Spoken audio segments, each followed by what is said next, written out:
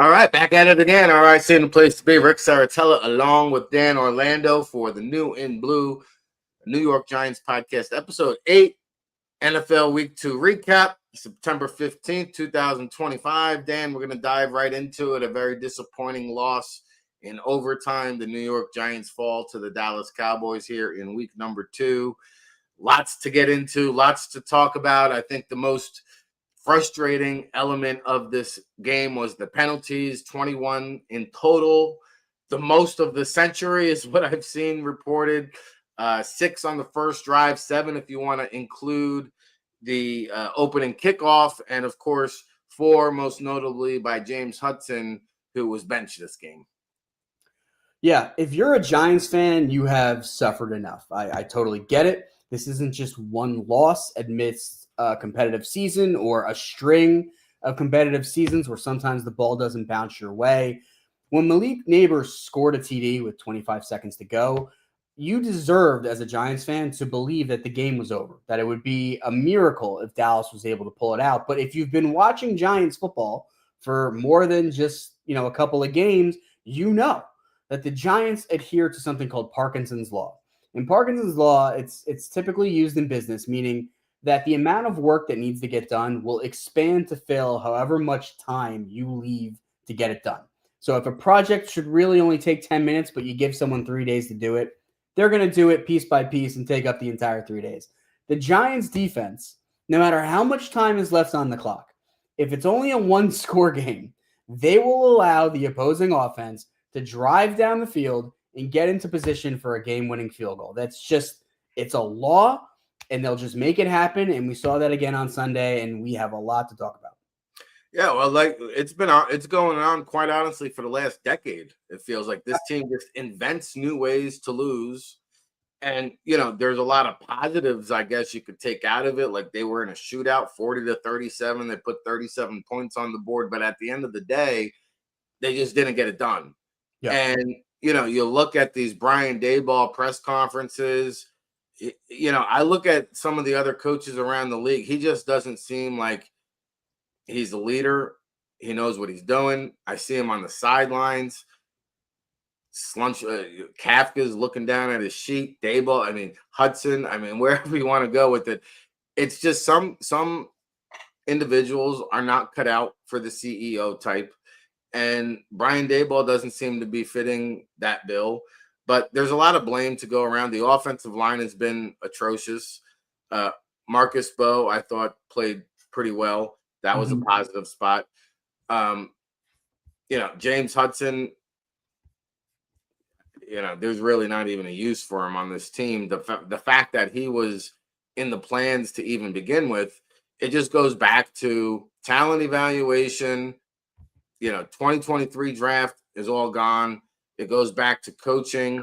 Like Daniel Jones was here for 5 years. I heard him talking on the Pat McAfee show about his year in Minnesota and what he learned there, the attention to detail, how thorough they were, preparing for all the circumstances. And then he goes with another offensive mastermind in Shane Steichen, and he has the 2 best games of his career.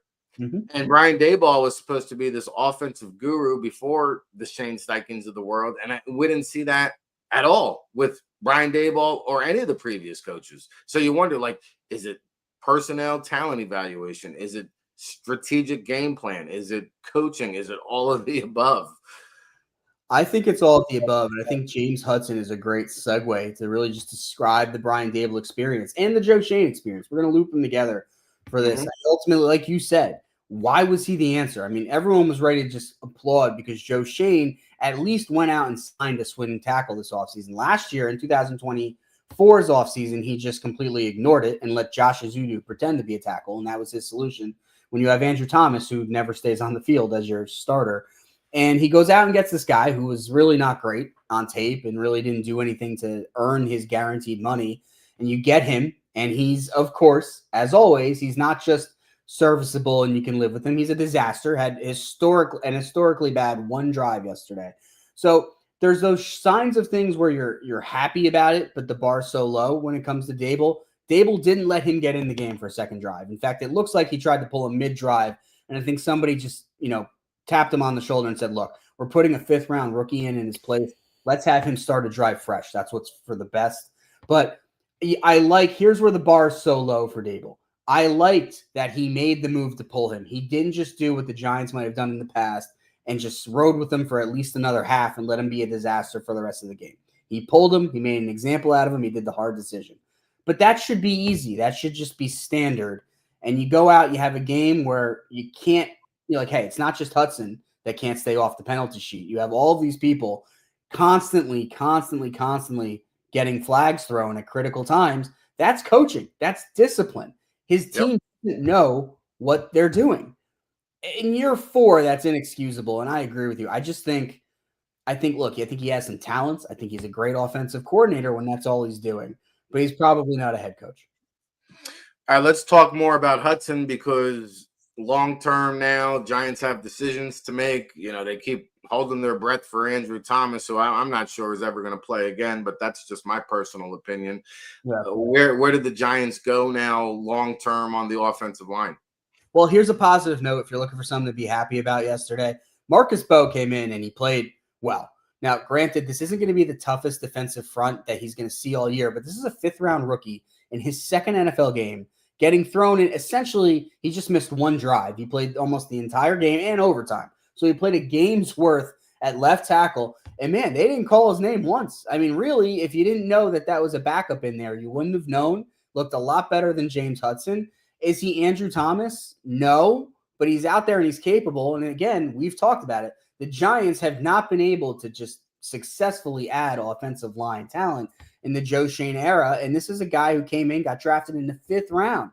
And he's giving you more than 2nd-round pick than also Josh Azudu, a 3rd-rounder, has given you. So if you're looking for a positive, the Giants really need to start stacking some offensive tackle options with, like you said, I think Andrew Thomas plays again, but I don't know how you can ever rely on him. They needed some offensive tackle talent, and they look like they got it yesterday. So that's one thing if you want to be excited about it. Maybe there's 2 or 3 things. But that's something that, I'm excited about. And if Andrew Thomas can't go against the Chiefs on Sunday, I'm confident that it's going to be Bowe back there. Hudson's not getting another shot. Yeah, I would agree with that. And I think, Cam Scadaboo, if you want to take another positive, I thought was the most effective back of the bunch. And, I don't know if he starts, but I like the fact that he received the lion's share of carries. I think they only had 84 yards rushing on the entire game. So you'd like to see them run the ball a little bit better. But I think Scadaboo now here, again, you got to watch the workload management with this physical run style, but you like what you see out of the rookie. I did. I think there was a lot of positives, but there were some negatives too. And one that honestly, in hindsight, cost him the game. Like, this is a guy, he had the one nice catch that was really shouldn't have been a nice catch. It was an easy one. He made it to a circus catch. And then later on, and this goes back to Dable, I would have taken the points when they got the interception coming out of the half, which, again, pretty much decided the game. Dallas probably doesn't get a touchdown on that final drive of regulation, but all they needed was to get to the logo to get a field goal. They had Brandon Aubrey. They do go on 4, which I wouldn't have done. They throw a pass that he absolutely should have caught. He's a receiving back. He's known for that, the Cam Scadaboo. He just doesn't make the catch. It's a routine catch. He doesn't make it. Giants turnover on downs. It's not a nail in the coffin at the time. It's only the beginning of the 3rd quarter. But if the Giants had stayed alive there, the Giants had gotten an extra 4 points on that drive, or if they had even, got shut down again, decided to finally kick the field goal, that's all the difference. That means Dallas needs a field goal, needs a touchdown with 25 minutes to go. So I'm not raining on the Scadaboo parade. There was positives, but I need to see more out of him. Yeah, he made some rookie mistakes, which is to be expected. So we'll take the positive with the negative, and there's a lot on both sides of the ball with this New York Giants 40-37 loss to the Dallas Cowboys. They fall to 0-2 with a matchup, a showdown of 0-2 teams, Kansas City Chiefs on deck. We'll get to more on that later on in the show. You mentioned Brandon Aubrey, Dan, and I just want to spend a second on this young man because he came over from the United Football League, has made All-Pro the last 2 years. He now has, with that 64-yarder there to send it into overtime, now 4 field goals over 60 yards. I heard him talking on the postgame. They asked him, what's your distance? He said, I'm probably good from about 70, but this is like one of the premier weapons and one of the most valuable players in the entire league. I hate to say it, a kicker, but this guy's a dangerous weapon. He is. I mean, you're in a situation now where even if this was years ago, if you had a kicker that pretty much as long as you got around the logo, around midfield, you had a legitimate shot at 3 points, obviously that would be a massive advantage. That'd be tantamount to Philadelphia really only needing to get to 3rd and 2 and knowing they're going to get a first down because 2 tush pushes and they're there. Massive weapon. But in today's NFL, where on the one hand, again, defenses they have one hand tied behind their back. I mean, it's so easy to get a pass interference call. It's so easy to get a roughing the passer call, even when it's in no way warranted. They're already dealing with that. It's geared towards the offense getting to move the ball down the field. But with the new kickoff rules, where an average kick return is going to get you to a situation where you're 1 first down away from Brandon Aubrey being able to kick a field goal, that's a massive, massive weapon. As bad as the Giants set themselves up in those final 25 seconds, against 80% of the league, how they played that drive would have won the game. But when you have Brandon Aubrey, and this is where, again, the coaching staff needs to know this, he just had to get to around midfield. He's going to kick a field goal. So, yeah, that is such a weapon. And even if Dallas has maybe gotten worse in some areas, that kicking game is special. What's scary is you really only need to get to your own 40 because we saw it there at the end of the first half. They were getting ready to line them up for a 67-yarder. And then they had the false start penalty or whatever it was, and time expired under 2 minutes and time ran out. But they were getting ready to kick a 67-yarder right before the half. I think he's unbelievable. I talked about that on the All Access Football Daily Show this morning. And, one other topic that I talked about on this morning's show was Russell Wilson. And we've debated him back and forth, Dan, on this very show. And I'll just try to play a clip here from this morning's episode. What stands out here is how tone deaf Russell Wilson is. Okay? Because if you listen to his post-game press conference, here's Russell Wilson taking a victory lap. No, my friend, you lost. You lost the game. It's not about individual accolades and career passing yardage. It's about putting W's on the board. And so to me, to listen to Russell Wilson stand there on his high horse on the podium talking about, well, man, the greater you're great, the more they're going to hate. Well, guess what, dude? You're not that great. Sorry. You're just not. And for you to make a boneheaded throw to cost your team the game in the fourth quarter, you shouldn't be standing up there telling everybody how great you are. Obviously, that was overtime. I was talking about the boneheaded decision, but still, Dan, he makes a rookie mistake. This is a 14-year veteran. We've debated this topic long and hard on last week's episode. And again, I just go back to this is exactly why you don't want Russell Wilson starting. You could pass for 450 yards, throw all these beautiful touchdowns, and I don't care whose fault that was. If you want to blame it on the receiver, that's fine. But you should have known not to throw that ball. It was nowhere near the vicinity of anybody but with stars on their helmet. And that ultimately, I think, is what cost the Giants the ball game. Yeah, I mean, I know the context there. He was being asked, did he feel he silenced the critics from last week that felt he was just done? And to be fair, I do think he obviously came out and had a hell of a game. And definitely, if you thought his career was over after yesterday's game, I'm not ready to say that. So I do think that was accurate, but I agree with you. I think he talked too much and he made it too much about himself. It should have just been a simple answer. What I have with the pass at the end, I think it's a bigger issue. You and I are never going to know, did the receiver just not run the right route or did Russ throw it to the wrong spot? We're never going to know that. It may very well have been he made the right play at the right time and Neighbors ran the wrong route.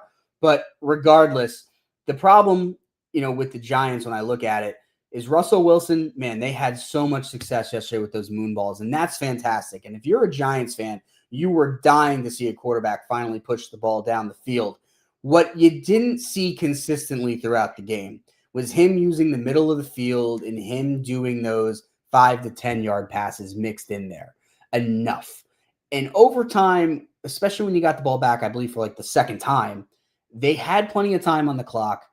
They didn't need to constantly keep going to that well of throwing bombs. They just needed to get in the field goal range. That's what they should have been focusing on. And I think they panicked a little bit. I don't think it was the time to make that throw there. If it was, I think there should have been better options open in the middle. And that's where I get worried. As the season goes on and you're playing teams that take away the deep ball better than the Cowboys could, and they really just weren't coached well, and they let Wan'Dale Robinson just run crazy down the field. Like, that's how much they weren't paying attention to it. Is Russ going to be able to adjust? If on Sunday night, 20 yards plus, is Russ going to be able to hit Wan'Dale or Slayton or Theo Johnson over the middle for a 5-yard catch and they have room to run? Are they going to be able to mix that in? So that's really what I want to see. Yesterday in overtime, if they had just stuck with that and dinked and dunked, they kick a field goal and they win the game. So I think Russ at the end there, the plan wasn't great and it certainly wasn't executed well. Yeah, well, even the long balls, there were better catches than there were throws, thanks to great plays by the wide receivers. But I mean, moving forward now, I've always circled, coming into the season, I always circled week 5 at New Orleans as the ideal landing spot for Jackson Dart. I wanted to accelerate that after the week 1. Now, they did give him $22 million, so I understand the business aspect and element of it, but I think that's an egotistical thing that can really bury your franchise. You've got a pissed off Chiefs team that got embarrassed in Brazil, played a very close, ugly, gritty game against the champion Eagles this past week. And then right after that, you get the Chargers. So where do you see this quarterback rotation, if there is a rotation before the game? I know Jordan Rainon reported that the Giants were in no urgency to start Jackson Dart, which I think is ludicrous. How do you see it? I agree with Jordan right now in the sense that I think after the game on Sunday, look, Wilson had a hell of a game. If anything, if the defense was able to hold up their end of the bargain in the fourth quarter, then Russell Wilson is the hero right now. And we're never even discussing Jackson Dart for at least the next couple of weeks. And I think that's going to stand unless against both the Chiefs and the Chargers. I'm not talking wins or losses here. Against the Chiefs and the Chargers, if he comes back and he looks like he did week 1 against those two teams, I think the Saints are going to be when they roll out Jackson Dart. They're obviously itching to do it. They kept putting him in the game yesterday. It was smart once. It was dumb the second and third time. They want to do it. Brian Dable needs Jackson Dart to be someone that the Giants prioritize or he's going to be fired. That being said, if Russell Wilson puts up good stats over the next couple of weeks, even if they don't win, if he's putting up good stats, I still think then week 5 is going to be too early to pull the plug. Doesn't mean I don't see it before like week 8. I just don't see them pulling Russell Wilson while he's maybe one of the few watchable parts of the game for them. And I might be wrong. But look, if he comes out and gets destroyed by the Chiefs defense and the Chargers defense, it's going to be Jackson Dart against the Saints. There's no question. Let me pose it this way. If they're 0-4, because I do want to talk wins and losses. Yeah. What purpose or benefit would it serve this organization starting Russell Wilson in game 5? That's a fair point. I think if I'm looking at it from a coaching standpoint, I think my first question, if I'm Brian Dable, would be what does my boss want, in the sense that I am trying to keep my job now. Well, he's the boss of the team, though. He calls the shots. Like, he does. If you can't win with this guy, at what point do you make the switch? Is I guess what benefit? Like, now you're actually hindering the development of Jackson Dart, because Russell Wilson, if you're 0-4 and it proves you can't win with Russell Wilson, you're now hindering the development of Jackson Dart. Troy Aikman went 1-15 his rookie year. Peyton Manning led the league in interceptions. John Elway was a turnover machine. Like, at a certain point, you are going to benefit in the long term from starting Jackson Dart in the short term. And let's be honest, this is not a championship caliber type of football organization. So you can keep on trotting Russell Wilson out there, but is he even going to be here next year? He's not a part of the long-term plans. Like, what benefit do the Giants have keeping trotting Russell Wilson out there? I just don't see how anybody benefits from it, really, if you keep losing ball games. I mean, look, I agree with you. They benefit, in the coaching staff and also the organization, benefit from Dart getting out there and hopefully showing promise as far as the coaching staff is concerned. And the sooner the better there. I don't disagree. He's also shown that he can throw a deep ball. He can scramble. He can do things that Russell Wilson can't do. 110% agree. If he comes out against the Chiefs and the Chargers, but he's throwing for 300 yards in both those games, He's putting up highlights. They're close losses. Again, I don't rule out Jackson Dart for week 5. It just becomes a much harder conversation than it was coming off of week 1, where Russell Wilson might as well have been a traffic cone. He might as well not have been out there. So do I think, am I still saying Jackson Dart, we see him sooner rather than later? I absolutely do. I don't think we get to the midpoint of the season without Jackson Dart playing. So I think this is a difference of a couple of weeks. And again, I think it's a moot point if he comes out and they just get, they don't look good. They put up 10 points in each game. Then it's an easy decision. I could see the coaching staff wanting to waffle, waiting till 0-6. But if it's me and if Russell Wilson is just playing okay to good, you can't get Jackson Dart in there soon enough. And it doesn't necessarily mean that Russell Wilson doesn't have anything left in the tank, that he can't help a team next year that's maybe in a better position than the Giants or who don't have a rookie quarterback waiting in the wings. But I do think, I agree with you, the earlier you get Jackson Dart in and see what he has, the better off it is for the Giants organization. And quite honestly, if he's good, that might be the only thing that keeps Brian Daboll in his job. Well, if they get to 0-6, I'm not sure Brian Daboll will have a job. That's Dan Orlando. I'm Rick Serritella. We're breaking it down. We're chopping it up here on New and Blue, a New York Giants podcast. This is our 8th episode, believe it or not. We're here each and every Monday night, 7 p.m. Eastern time. And if you're not familiar with the All Access Football Network, we have a lot of great shows. Scouting the League podcast with Neil Stratton and Roderick David. We also have QB Huddle, which airs tomorrow. You can subscribe over at allaccessfootball.com. And, of course, the All Access Football Daily Show, which is live 7 days a week. I'm doing my best here to keep the energy levels up. It's been a long day. But, hey, check out this promo from the All Access Football Daily Show, and we'll be back right after this. Hey, all right. Rick Serritella checking in from the legendary Jersey Shore for the world-famous All Access Football, and you're tuned in to the All Access Football Daily Show, our newest venture here at the world-famous All Access Football, read by all 32 NFL teams and 50,000 subscribers from around the world. And I've been blessed and fortunate enough to work in this great game of football for the past 2 decades. It's our 24th season of providing you independent analysis when it comes to the NFL draft and everything pigskin, whether it's the NFL, college football, NFL draft, CFL, UFL. We'll be with you each step of the way, especially for draft season when we really get into high mode.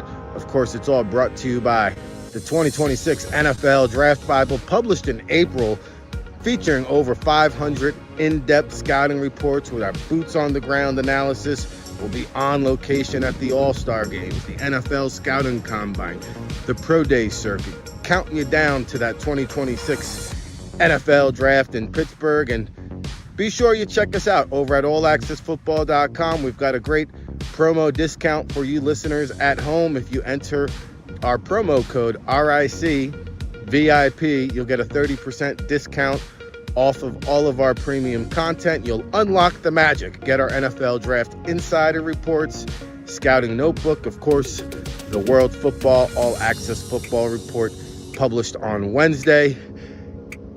It's your new home for real football talk. So follow along, give us a shout. We hope you're enjoying the show. If you're watching on YouTube, Facebook, or X, please give it a like, a share, a subscribe. And we'll be with you each and every day here, 7 days a week, live, 10 a.m. Eastern, no days off. Rain, sleet, hail, snow. The show must go on. For Rick Serritella and the All Access Football Daily Show, keep it locked, everybody.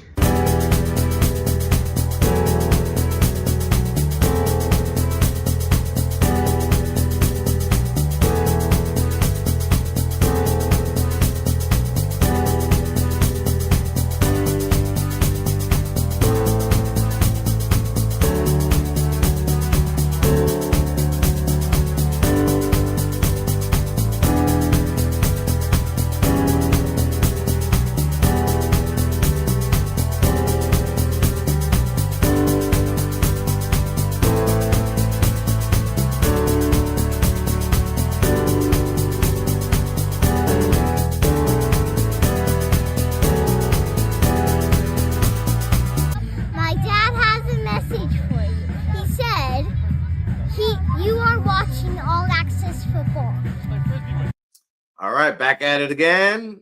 Rick Serritella, along with Dan Orlando, New in Blue, a New York Giants podcast, episode 8 here on September 15th, 2025. We're breaking it down week 2. Giants coming off that 40-37 overtime loss to the Dallas Cowboys. Dan Orlando here with Rick Serritella, breaking it down, chopping it up like we always do Monday night, 7 p.m. Eastern time. And we talk about the new players, the new additions, new players in big blue uniforms. And one of them being, before we get to thoughts and impressions from other first-year Giants, Dan, Jameis Winston. Suddenly a hot trade topic with a slew of quarterbacks going down between Joe Burrow, Brock Purdy, now J.J. McCarthy, Justin Fields is up in the air. There's a lot of teams now that are down starting quarterbacks. Do you see Jameis Winston being a part of the Giants program for the distance, or, at $4 million, if you can flip him for a couple of draft picks, do you see some appeal there? What do you think for Jameis? I personally see some appeal. But I'm also thinking in terms of how this organization has operated in recent years under Shane. Supposedly at the deadline, according to good reporting, they had offers for Jalen Hyatt, who they don't use. They would have made all the sense in the world to just move on from Jalen Hyatt. I get he was a draft pick 2 years ago, but they don't use him. They have zero interest in using him. They didn't trade him away. They also had interest in Jameis Winston. At the time, they didn't trade him away. Now, there's a couple of things there. I do think he's a great locker room presence. I do think he's this great leader behind the scenes. Now, you should be getting that from other places. He's a third-string quarterback, but I do think he brings that. He's well-respected. You saw him on Sunday trying to calm down Hudson on the sideline, which I'm sure was no easy task. The last thing I'm also going to say on it is he does have a 2-year deal. You mentioned earlier in the show that Russell Wilson is not in the plans for next year. He does not have a contract for next year. Jameis Winston, part of the appeal is that he's built in to be your quarterback 2 next year once that Jackson Dart takes the big seat.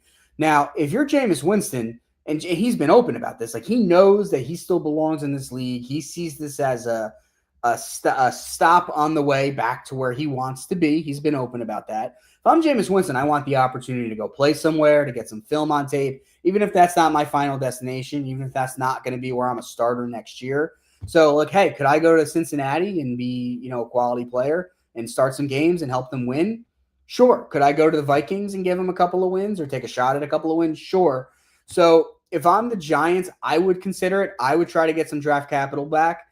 But also, like you said, is Joe Shane all that concerned about giving the next GM some draft capital? Because right now, it doesn't look like he's going to be the guy who gets to use the picks.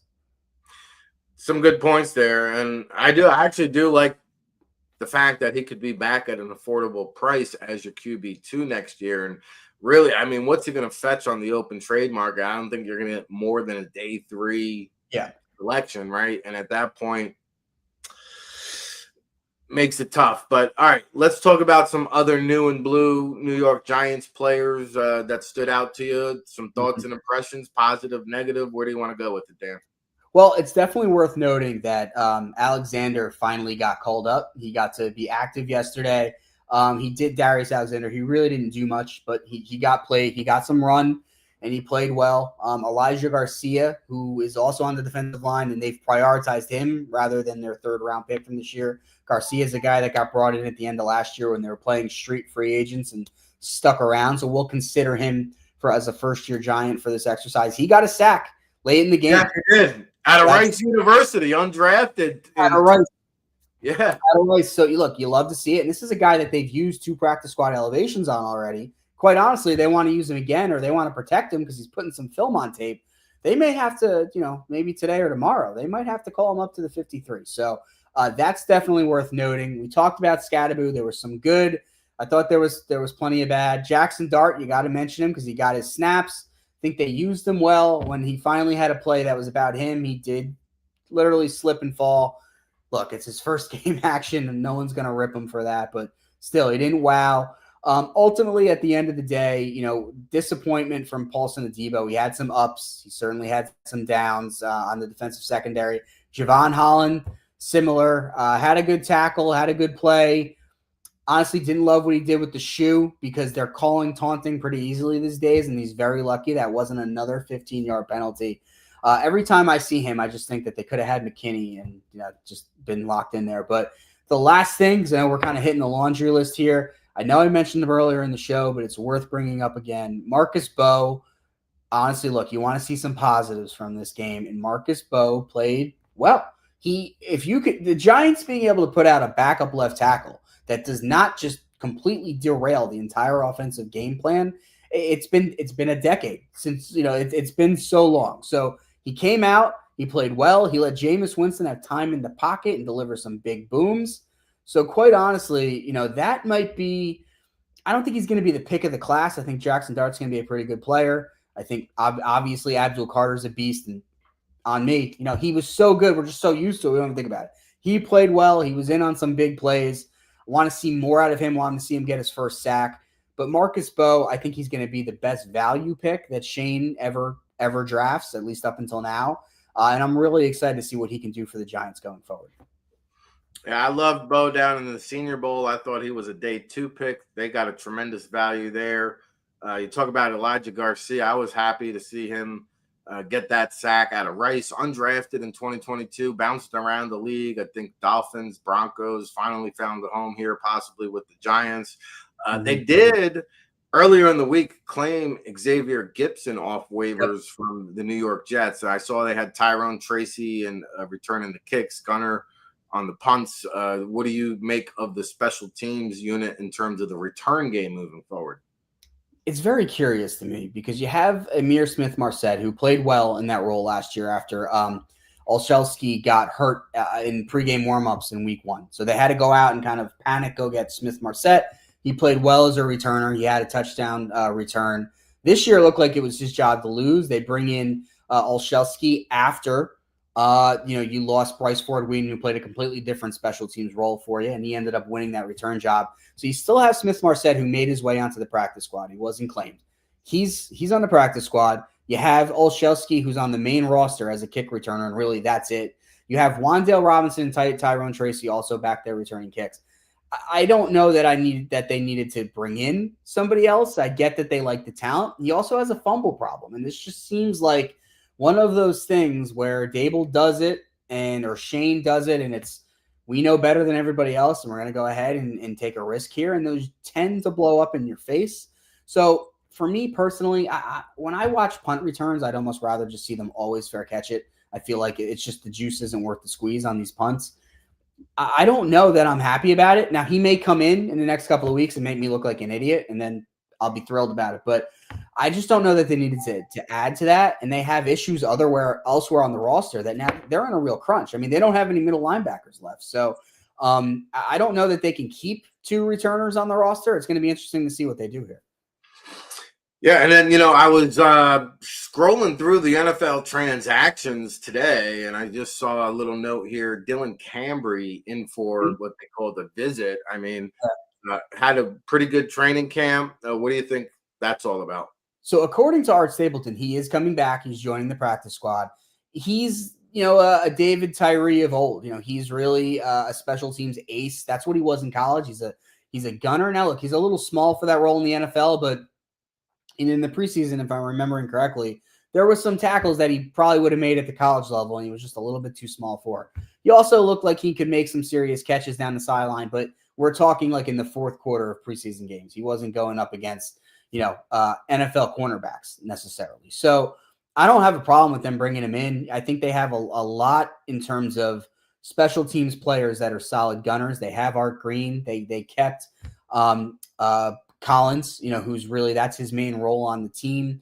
I don't know that they necessarily needed that, but again, it's the practice squad. If there's a guy you want to keep in there, more power to you. So let's see what he does. They obviously like him. They see him as a future special teams contributor.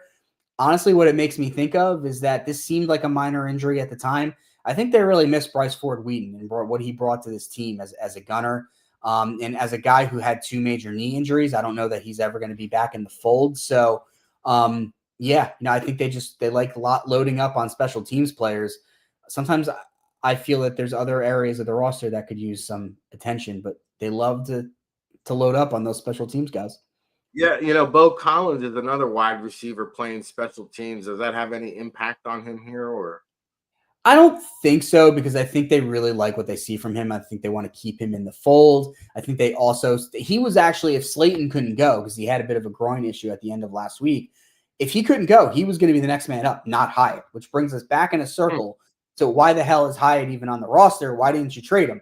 So they see him as a receiver. So he's going to eventually get snaps at receiver one way or another. Hyatt's the guy that can't be used as a gunner, and they don't use him as a receiver. So honestly, it wouldn't shock me if they have to do a little roster gymnastics, they decide to just finally cut bait with Hyatt, and then we can all wonder why they didn't at least take that 6th round pick or whatever they got offered for him. It's better than nothing. But yeah, this is a situation where no, I don't think Collins goes anywhere. Meanwhile, they have 2 receivers on the roster right now that are purely returners. So and Hyatt just sitting there. Well, the Giants' opponent this upcoming week is the Kansas City Chiefs. They're down about 3 wide receivers. Maybe they could work out a deal this week with Jalen Hyatt with the Chiefs in town. But we're going to take a quick commercial break and talk about that Kansas City Chiefs game right after the commercial. The keys to victory. Can the Big Blue get that first W of the 2025 season? You're tuned in to New and Blue, a New York Giants podcast. We're live here each and every Monday night, 7 p.m. Eastern. And we also have Scouting the League podcast, QB Huddle, the All Access Football Daily Show. So take a quick commercial break. Check out the All Access Football Daily Show promo. And when we come back, we're going to break down Giants and Chiefs right after this. Hey, RIC and a place to be. Rick Serritella checking in from the legendary Jersey Shore for the world-famous All Access Football. And you're tuned in to the All Access Football Daily Show, our newest venture here at the world-famous All Access Football, read by all 32 NFL teams and 50,000 subscribers from around the world. And I've been blessed and fortunate enough to work in this great game of football for the past 2 decades. It's our 24th season of providing you independent analysis when it comes to the NFL draft and everything pigskin, whether it's the NFL, college football, NFL draft, CFL, UFL. We'll be with you each step of the way, especially for draft season when we really get into high mode. Of course, it's all brought to you by the 2026 NFL Draft Bible, published in April, featuring over 500 in-depth scouting reports with our boots-on-the-ground analysis. We'll be on location at the All-Star Games, the NFL Scouting Combine, the Pro Day Circuit, counting you down to that 2026 NFL Draft in Pittsburgh. And be sure you check us out over at allaccessfootball.com. We've got a great promo discount for you listeners at home. If you enter our promo code RICVIP, you'll get a 30% discount off of all of our premium content. You'll unlock the magic. Get our NFL Draft Insider Reports, Scouting Notebook, of course, the World Football All Access Football Report, published on Wednesday. It's your new home for real football talk. So follow along, give us a shout. We hope you're enjoying the show. If you're watching on YouTube, Facebook, or X, please give it a like, a share, a subscribe, and we'll be with you each and every day here, 7 days a week, live, 10 a.m. Eastern, no days off, rain, sleet, hail, snow. The show must go on. For Rick Serritella and the All Access Football Daily Show, keep it locked, everybody.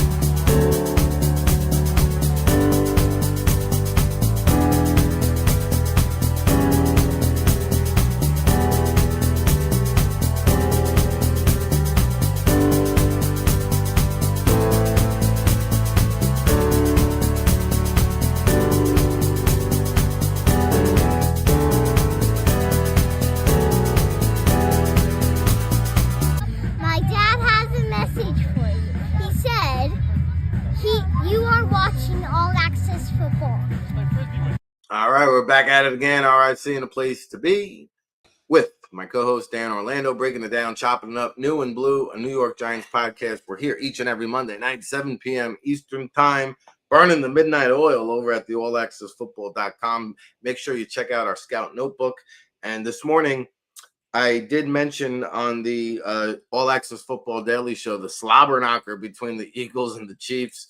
I mean, this game was a slugfest. It wasn't pretty by any means. Neither team really able to get it going, but the tush push remains undefeated. You talked about it earlier in the show. Like when the Eagles need a play, short and two, I mean, it just happens. And it's just really hard to stop. Other teams try to replicate it. You see Buffalo trying to do it with Josh Allen. Doesn't always work. And the Eagles have mastered that. But back to the Chiefs. I mean, this is a team that's down a lot of receivers. Xavier Worthy was out. Rashee Rice is on suspension. Their rookie wide receiver, Jalen Royals, is out.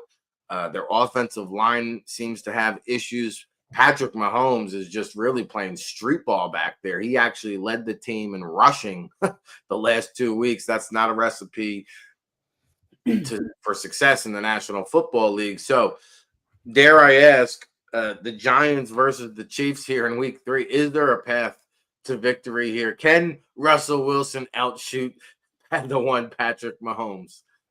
Wow, you'd really love to be playing the Saints this week if you're the New York Giants and get that get-right game. And here's the Chiefs. They're also 0-2, but look, they have arguably the best quarterback in the game. I think he's maybe second to Josh Allen, but that's splitting hairs. And this is a team that's, while much more talented than the Giants, are getting the get-right game. The rich are getting richer in this situation. You know, if you're the Giants, what are the keys to beating an 0-2 Chiefs team that's obviously angry, probably not looking past the Giants because they don't feel like they should be at this point? The key, you know, look, Xavier Worthy might play. If he does, most likely he's going to be wearing some type of harness. It's not really clear if that's going to be something that makes him ineffective as a receiver, even if he still has that speed when he's running. So, you know, even if he does play, he'll likely be hampered. It's going to be his first action in a couple of weeks. But yeah, you know, Patrick Mahomes, the key to keeping him or neutralizing some of what he can bring to the table is going to be using that pass rush in a way that's not allowing him to just scramble out of it and get out and just find a receiver. Because if there's a quarterback out there, maybe Lamar Jackson would be the other one that I would pick. There's maybe 2 quarterbacks out there where if they're going to play with no receiver help, it's probably going to be Mahomes or Jackson because they can scramble around and wait for somebody with hands to be open. So you saw that a little bit against the Eagles, and they didn't win, but you know he was trying to make it work. It was the stuff Russell Wilson used to be able to do, but now he can't, right? So if I'm the Giants, I have weapons, right? I have Abdul Carter. I have Brian Burns, who's on pace for like 20-something sacks this season. He's doing well as it opens up. Yep. Kayvon Thibodeau, who's stepping up to the plate. And Dexter Lawrence, who we'd like to see, you know, win a little bit more often here, even though he's getting double teamed. You have the players. In theory, you could have 2 really good pass rushers coming in on Patrick Mahomes and still have him contained a bit with some quality players coming around him. So can they do that? Can they not play so soft that all Mahomes has to do is just move to the side a little bit and he's going to be able to find somebody open? You know, that's going to be the key. Do they put pressure on him? Do they make it hard for him to throw to somebody he trusts? Obviously, Travis Kelce is not what he was. I can't say that too loud. My girlfriend, who adores Taylor Swift, will come down here and stab me in the neck. So I got to be careful.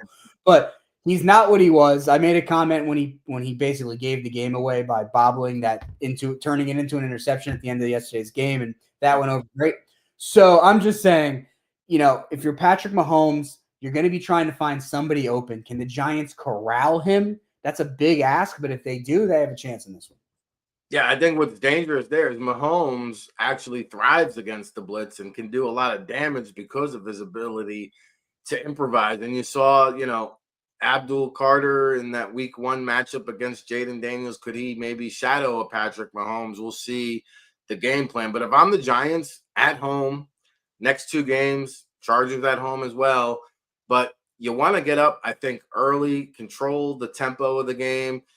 The fact that they had explosive plays this past week, Slayton and Neighbors, and like you love to see that, but I want to see them get back to being able to run the ball and do it effectively and have a more controlled, balanced attack and be effective running the ball, not just throwing the ball, and limit the amount of times you have to throw so you limit the mistakes. And, Russell Wilson did a good job of that until the game was on the line. But I think, if you are able to, I'm always one to defer, but in situations like this, I actually want to get the ball. I want to score. I want to go up early, and I want to dictate the tempo of the game, because the Chiefs, as we saw last week, they're not really built to run and gun up and down the field and be in a shootout. So if you can get up on them early, they're another team that can't run the ball. And I love Isaiah Pacheco, but he's just not an explosive back. They don't have a lot of playmakers on the offense. This is about as good of a team, or a good of an opportunity to catch this Chiefs team. The only downside is they are multiple Super Bowl champion. This is the first 3-game losing streak in Patrick Mahomes' career. Yeah. It's just it's really hard to envision the Chiefs losing, but here we are, both teams 0-2. I'm not going to predict the Giants to win, but I do think that they can keep this game close. You want to go on a prediction here, Dan? Yeah, those are good points. I think, are they going to play? Here's my question. Are they going to play complimentary football to last week? And when I say that, have a situation where if you're the Chiefs and you're Steve Spagnuolo, arguably the best defensive coordinator in the game right now, and for the past while, if you're watching this, you have to be looking at, look, what are the Giants spam? They throw the deep ball. They're not throwing a ton. They're doing a little bit, but not throwing a ton of that intermediate game, those short passes. They're sending Wan'Dale Robinson, the guy who's a little bit taller than me, down the seam for deep passes. So the Chiefs are likely going to be guarding against that and trying to take that away. So if you can't get the running game going, and honestly with this offensive line's interior, I don't know that you're going to, especially with Chris Jones there. Are you playing to that? If when you're sending Wan'Dale Robinson down the seam, is Darius Slayton or Theo Johnson going to be coming over 5 yards on a quick slant route or something easy, a quick curl? Are you going to be capitalizing on the defenses playing soft? And when they're starting to bite down, are you taking those deep shots and keeping them off balance? If they do that, if they build on what they set up last week, then you're right. The Giants can sneak out a win here. I have just been fooled a couple too many times here. I'm going to say that the Giants keep it close. I think Russell Wilson keeps his job for one more week. But I do think that Patrick Mahomes finds a way to win this, because even if the Giants jump out on top of them, are they getting 8 points or more ahead of them? I don't know that they are. And I see this being a game where the Chiefs do win it. I think the Chiefs are going to win this one, and it's going to be close. But I'm going to say something along the lines of 28-24 Chiefs. Yeah, I think it'll be close to. I think 24-17, 24-20. Yeah. I just don't know if the Giants have enough to pull this one out. But we'll come back next week and dissect it all and see where they stand after NFL Week 3. Not the show that we wanted to have with the Giants being 0-2. There was a lot of optimism here. I thought they were a much improved team. And there was some positives. There's some positive takeaways. Can they build on that momentum? We shall see. Any parting shots for the people here, Dan, before we wrap it up? I think they're improved. There's some improved personnel, and there's some players that have been with them for a while that are actually coming into their own. Cordell Flott, Kayvon Thibodeau are two that come to mind off the bat. And if this was year 2 of a new regime, I think we'd be sitting here going, look, we're 0-2, but man, we're right on track here. We're going to be feeling really good, and next year's our year. It's just such a shame because you know what? I think we're going to have a lot of players we feel good about, and we're probably going to be cleaning house at the end of this year, barring something, big changing here. And honestly, it's just I hope we just don't waste what we have. And I hope if we do bring somebody in, we hire the right guy who's going to maximize what we already have and add to it where needed. So here's my parting shot if you're a Giants fan. You got to watch a fun game on Sunday. That's not even a given anymore.